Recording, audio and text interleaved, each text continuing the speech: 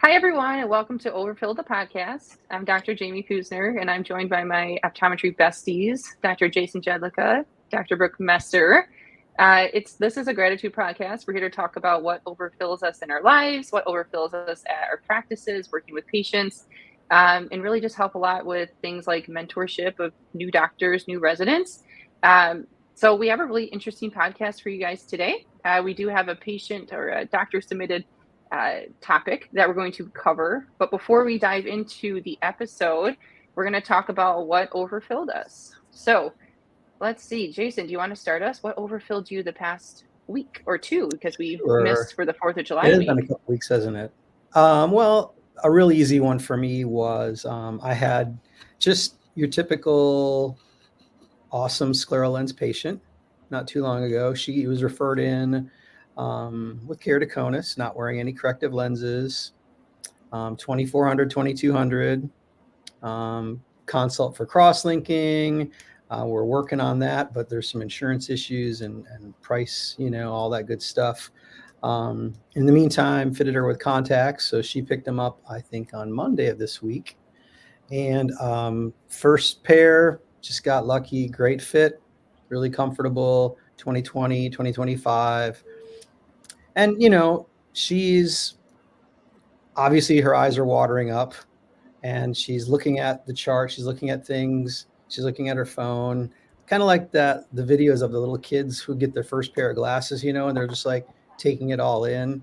And so it was really cool. And she just, again, crying, can't thank you enough, life changing. So really fun. Again, I'm sure we get those all the time, but it's nice when one just works out quite so perfect from the get-go. Mm-hmm. You make it sound so easy, Jason. But this is such a big moment for their life, I have like for us. I have many where they come in for their dispensing. It's like, okay, well, this isn't quite going to work. I guess I'll reorder and you can come back in a couple weeks to get them. Yeah. Yeah, it's nice when you hit a home run right out of the gate. But Correct. man, I feel like when you have those days where everybody is unhappy, they all show up on the same day. And that was, that was me on Monday. I just felt like everybody that came in was like, I see like they're 2020, but they're like, but I'm still not happy, or I still feel like it's not good enough, or I still, every person that came in was just had a complaint. So I'm like, man, it's like you'll have 2 weeks of everyone being happy, and then like one day where everyone's, you're the worst, right? So is that what every day. You this 2 weeks, that Monday? No, I mean, I had a lot of really good patients over those 2 weeks. It's just all of them came in after the 4th of July. They were the unhappier patients. But no, I had a couple really good moments. One of them was this patient with keratoconus that's really severe. I've been seeing her for years. She's like count fingers in the one eye. And she will not wear lenses because she has so much anxiety about touching her eye. I have tried to get her into lenses for years. And then she finally had a baby, came back to me and just said, you know what, like, I'm ready now. Before it was like, it was too much for her. And now she's like dedicated. I put her in a scleral. She saw great, still cannot put the scleral in, cannot handle the sensation of the cold. So I actually fit her in a hybrid, and she was able to put them in within a few minutes. And we were just so excited that, man, she'd been in here so many times. We like high-fived. She could see 2020, and it was just great that she didn't give up, because I always tell people, like, I'm going to be here as long as you want me to. You need to be able to see. You can't be count fingers in 2070. You just driving around with your 2-year-old. Like, you just can't. So we're going to have to figure out a solution. It might not be a scleral. It might be something else. It might be a RGP. She hated that. So we didn't go that route. But we ended up with a hybrid, and that was the answer for her. And I was just so darn happy that she finally did it. And I saw her yesterday, and I just looked at her and I'm like, I'm so proud of you. I'm so proud of you. Yeah. And sometimes those, like it maybe isn't as perfect as it could be, but a hybrid gets the job done. And it's, sometimes it's very easy. There's less to adjust. There's less to kind of fiddle with. And so you get to a corneal safe spot. Vision's better than without anything. And it meets all goals, So again, like, we can chase perfection, but patients don't always need that. It's just, again, like, with a child, you want to see them, you want to see, keep your environment safe and everything. So I think that's a really good tip that you bring up about just like, we can kind of chase perfection with sclerals and all that we can adjust, but sometimes something a lot simpler, like a custom soft lens, can get the job done too a lot of the times. But, yeah. And she was actually, I don't have a hybrid fitting set. I just didn't get one for my new office. And kind of like a good shout out to Eaglet that I had an Eaglet from when I did a scleral, and I just ordered it empirically. And it was like perfect. The first lens. And like everything, like she could see 20/20, it was perfect. I didn't have to adjust anything on this ultra health lens. So that was great that I didn't have to, I feel like the thing with fitting hybrids is sometimes it's put a lens on, put another lens on, put another lens on to get the volt down, and then you go back up. It was a lot faster using my Eaglet. So, if people do fit a lot of hybrids and you have an Eaglet, hey, try that out. It might save some chair time. So that was nice. How overfilling. What was that? How overfilling. I've switched away from diagnostic sets on my hybrids too. I just feel like scans do a pretty good job, and most of the time I like tell them what I did diagnostically, and then they end up going empirically anyway. So it has smoothed things out, and it goes pretty well. But for me, overfilling wise, Wednesday podcast is always fun because Tuesday is my heavy contact lens day. So I usually have 2 new fits on Tuesdays. And yesterday was a gal that we thought had maybe like post LASIK ectasia because her refraction was really wacky. She had like $4 of SIL, but she ended up having Salzman's nodules. And so the interesting and sort of like fun part about that experience was one, our new residents started this week, and I had our resident, her name's Laura. She took a look in the slit lamp, and I could tell that she was kind of like, something was computing, something probably not ectasia. Like, this is not what I expected to see. And so it was just kind of, new light bulbs coming on and being like, yep, those are Salzman's nodules. And so it was good to be able to tell the patient that, hey, like, probably not ectasia. Your astigmatism is probably from the cornea more so. And then we talked about management of the nodules. We can, remove them. We could do the contacts anyway. And based on her goals, she just wanted to do the contact lenses. She wasn't really interested in removal at this time. And so we did the contacts, and she's going to do great. I'm excited to bring them in. And so it was just kind of a fun experience on both like the patient and the teaching side of things with Laura beside me there. And then, of course, in our family, we love the 4th of July. So that was just a very fulfilling week. I took my first full week off in about 4 years. I hadn't taken a week off in that long.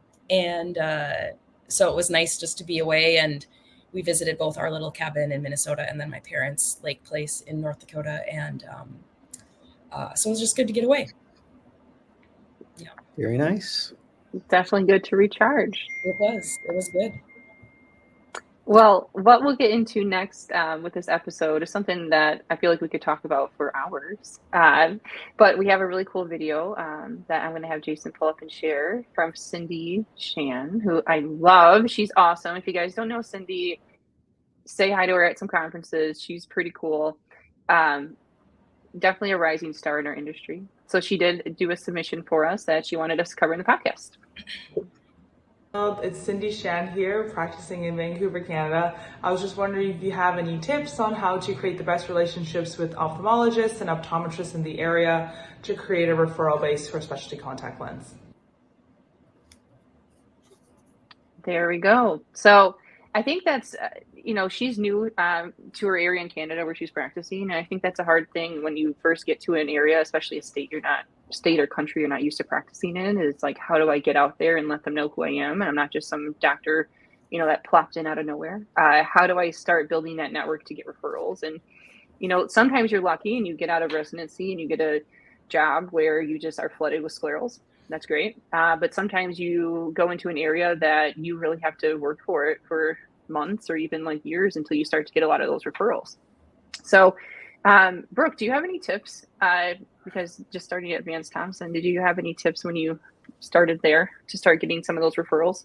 Yeah, I think the communicating with our OD peers is really important. And not everybody wants to do specialty contact lenses. It's definitely a different schedule, chair time, and that kind of thing. And so I just got out in our community.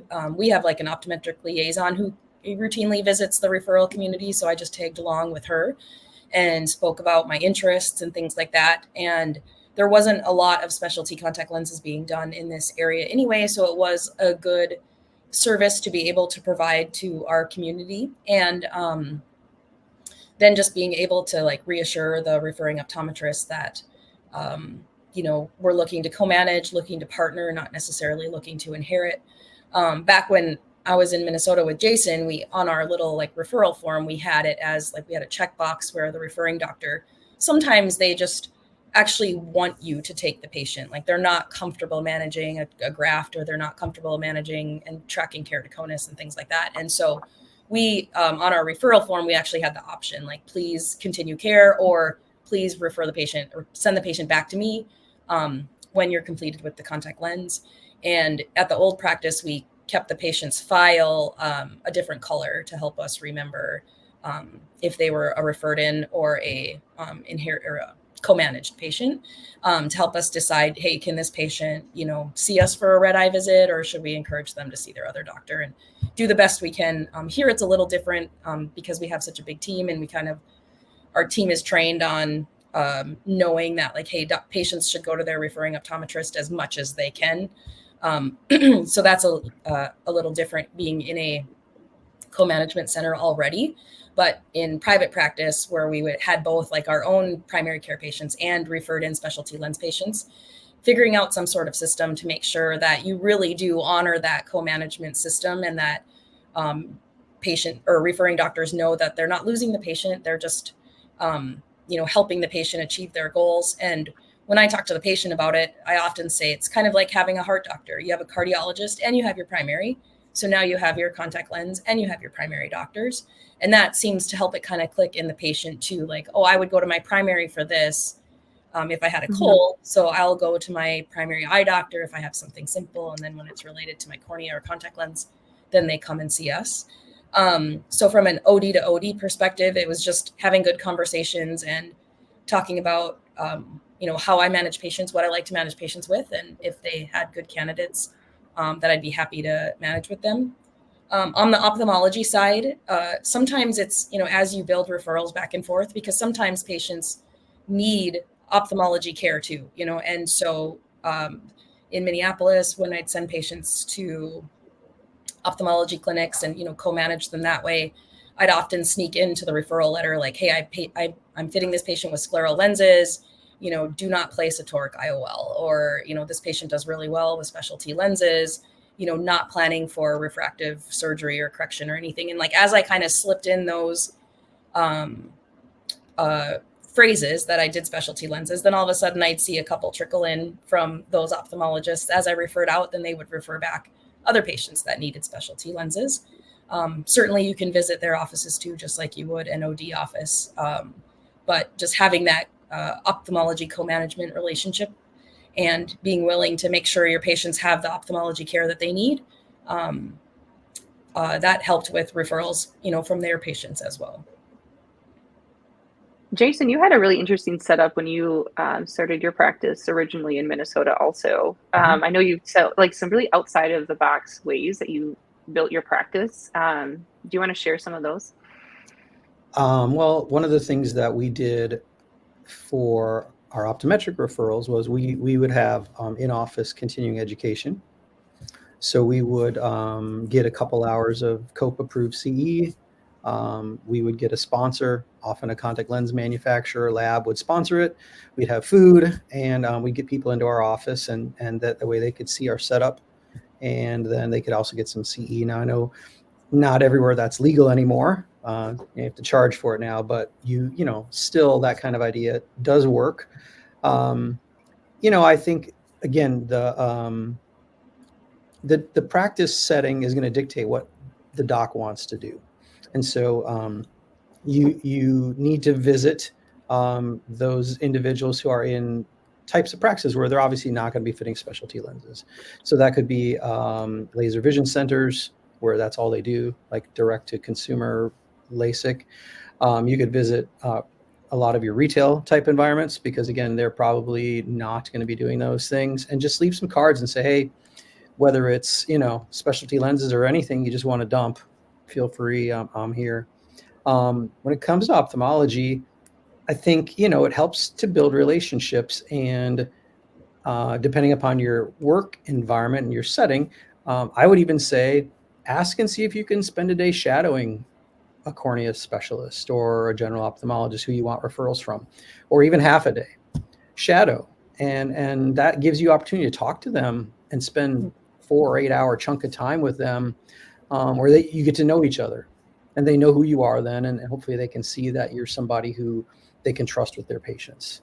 Another thing that I used to do a lot was have breakfast with some of these ophthalmologists, and whether they would invite me or I'd invite them, and but breakfast is a good time because everybody's busy at lunch. Everybody doesn't want to cut into their evening, but like a 7 a.m. breakfast before clinic starts some days.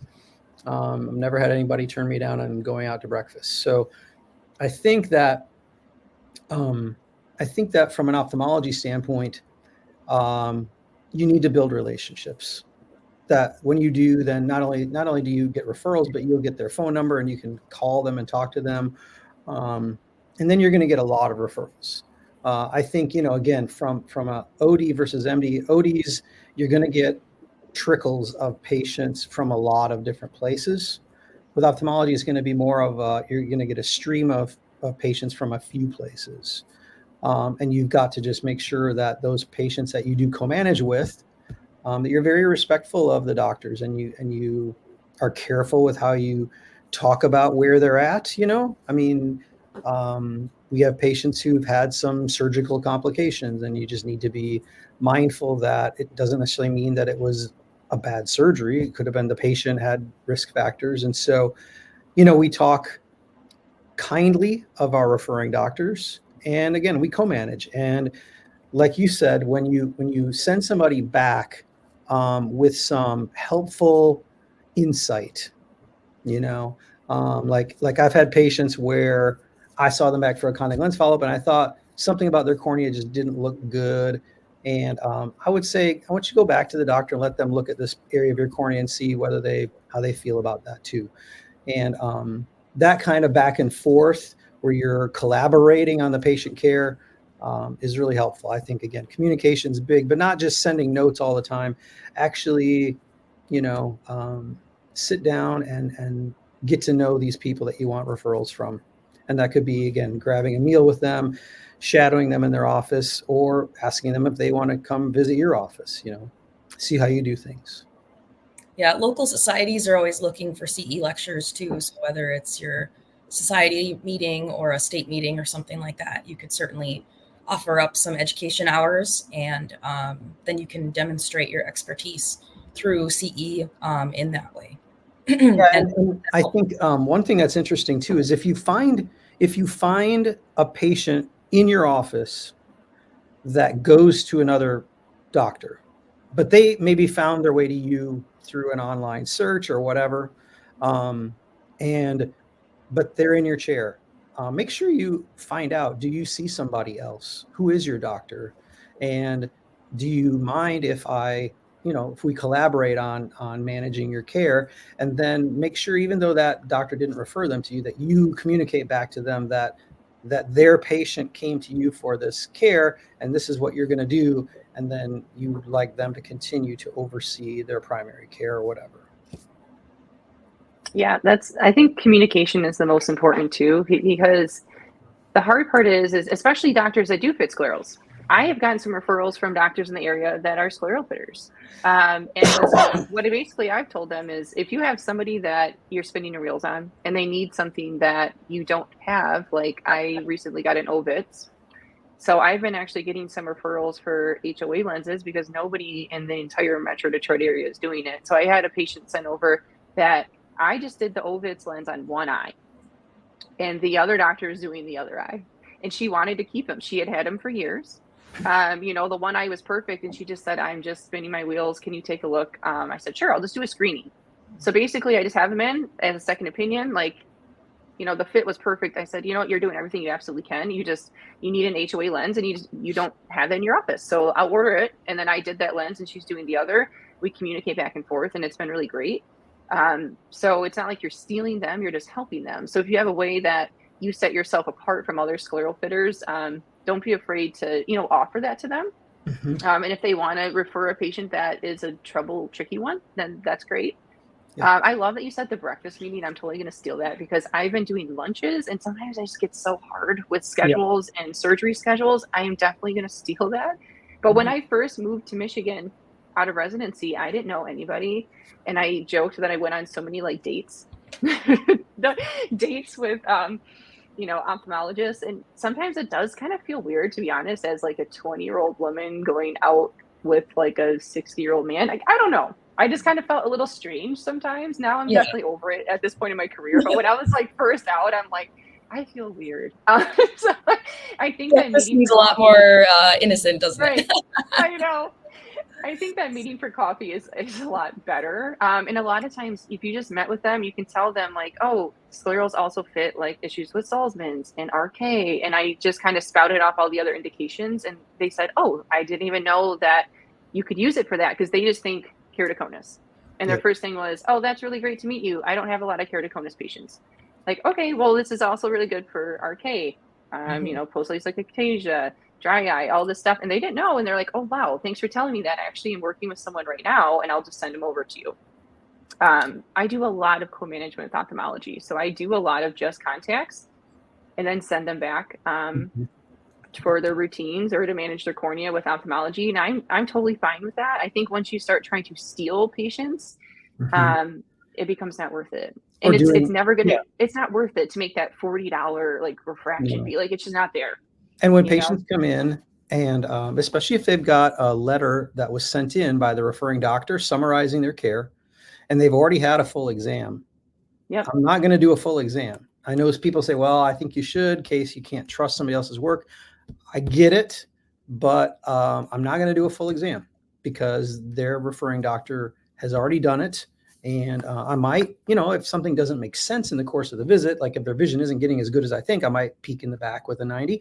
But they're here for their contact lenses, and that's what I'm going to do.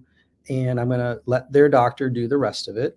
One of the things that I thought of too, as you were talking, that I want to mention is whenever we see somebody who was referred in at one time, on my schedule, they may be coming back for their annual checkup of their lenses. And it'll say on my exam form, specialty contact lens exam. Okay. That doesn't mean I'm doing a full exam. It just means it's their annual. It's not a follow-up. And the first thing I will always say when I go in is, remind me again, who's your doctor? Oh, I see Dr. So-and-so. Okay, great. When was your last appointment with them? Well, I haven't seen them for a while. I'm actually seeing them next month. Okay, great. So then we're going to do your contact lenses today. And it's important that you keep your appointment with Dr. So-and-so next month so they can do the rest of your eye health checkup and care. And just make sure, again, that, or if they just saw them 2 months before, then I know, great. So what did they say? Were they happy with everything? It's important to reconnect that patient to their referring doctor any chance you get. Because again, like you said, you don't want to focus on, well, I could just see this patient myself. I could do everything this other doctor is doing. Of course you could. And if you do, that might be the last patient you get to work with this doctor on, as opposed to if you share the care, you might get dozens more over the next few years. So it's a big picture. It's a long view. It's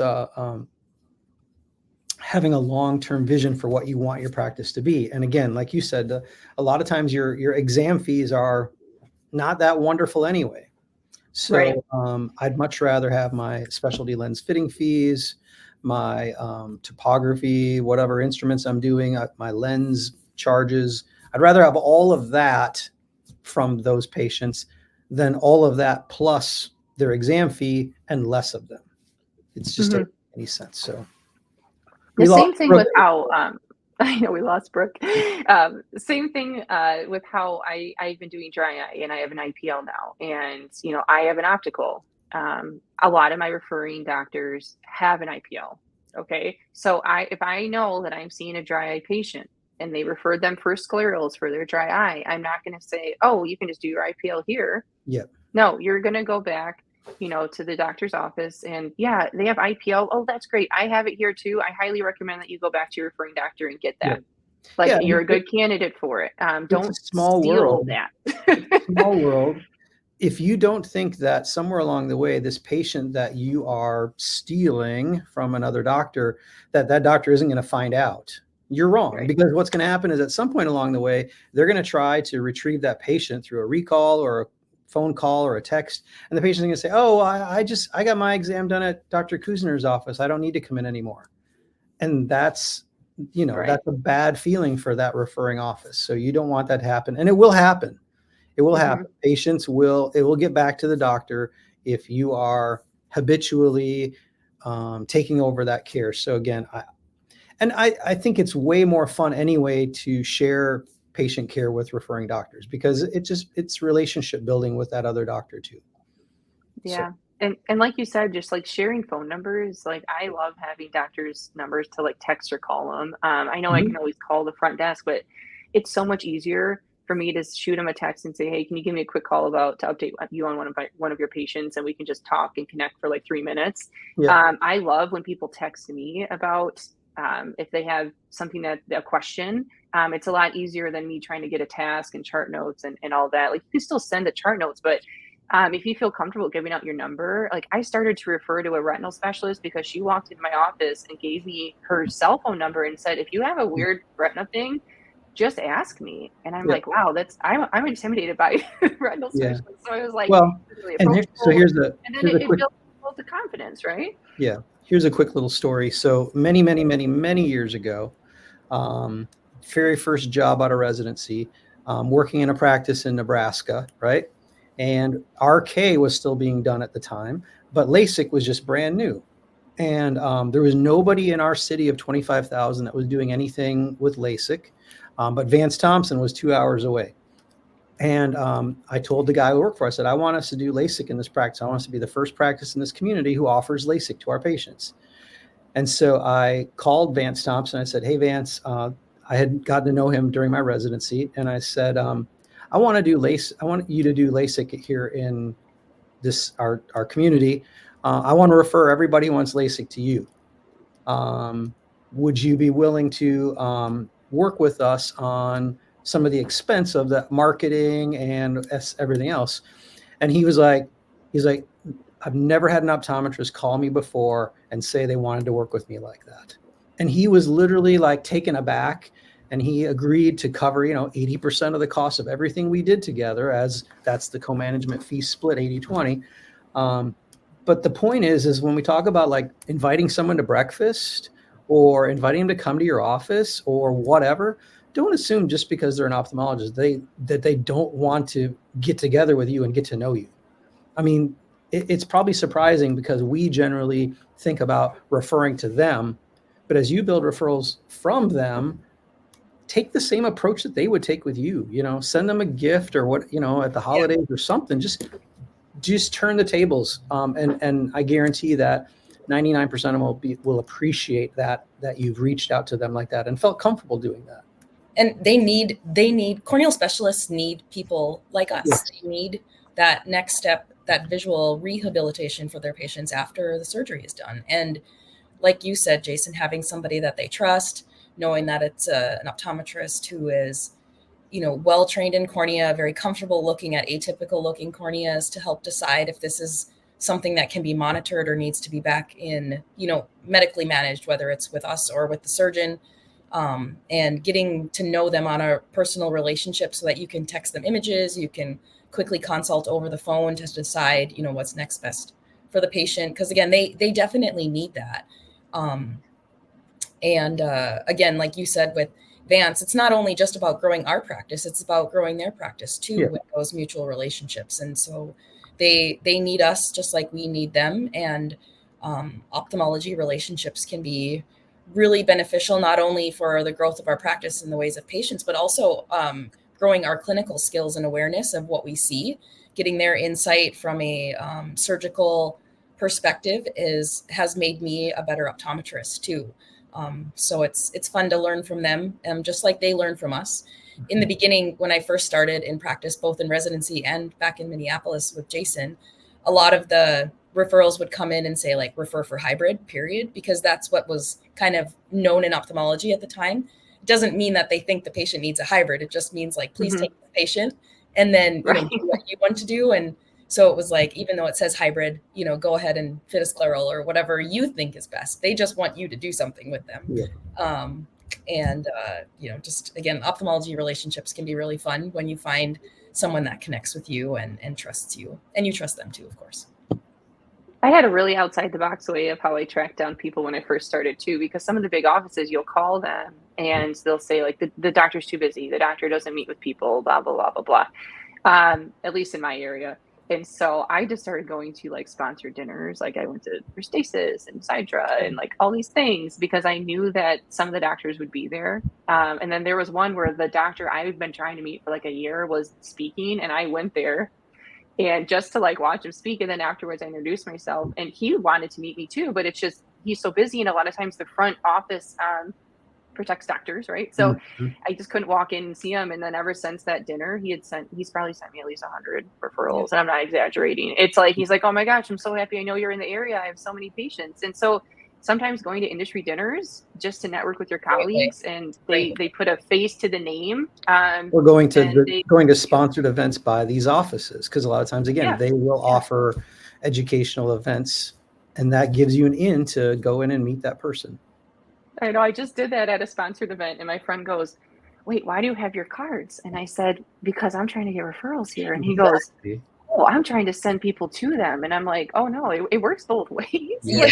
I brought my own stack of cards and I was handing them out. And he was just like, I never literally thought to bring my own cards to this, because I thought they just wanted us to refer to them. And I'm like, it goes both ways. Yeah. So you just always have your cards with you. You just never know.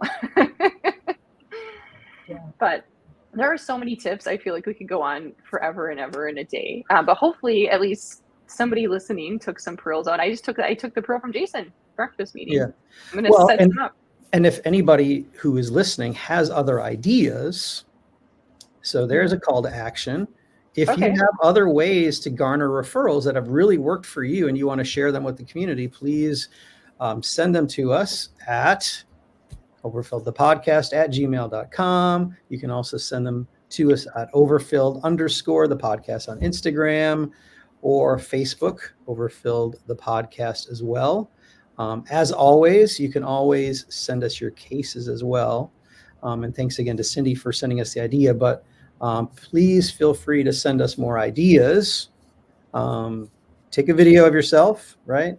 Love it. Speak it into your camera, send it to us, and we will play it on the show and talk about it and be appreciative. Perfect. And we're all here to help each other. So if you have a really cool pearl that was outside the box or unique, hey, share it to us and we'll share it, and we'll all help each other across the country. So we're all here to help patients. And but yeah, just engage with us. Just make a quick little simple video and we'll highlight you. Sounds good. All right. Anything else, gang? Not for me. Nope, just living the dream. Great to see you guys. Yeah, good to see you too. Nice to see y'all. So we'll see you next week.